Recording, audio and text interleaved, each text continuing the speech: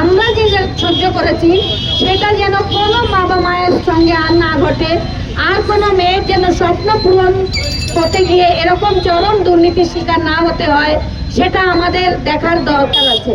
সেটা সবার দাবি উঠুক যে আর কোনো মায়ের কোল যেন এইভাবে খালি না হয়। একটা সুরক্ষিত বলয়ের মধ্যে মুখ্যমন্ত্রী নিজে দায়িত্ব নিয়ে আমার মেয়েটাকে মেরেছেন, এবং শুধু মেরেছেন না, তার স্বপ্ন তো শেষই হয়েছে, সাথে সাথে আমরাও ভিকটিম, আমাদেরও সব স্বপ্ন শেষ হয়েছে। তার সাথে সাথে তার তদন্তটাও যেন ধামাচাপা দেওয়া যায়, অপরাধীদের যেন বাঁচানো যায়, সেই চেষ্টাটাও করেছেন। এবং আমাদের হাতে টাকা ধরিয়ে দিয়ে আমরা যাতে মুখ বন্ধ করে থাকি সেই চেষ্টাটাও করেছেন।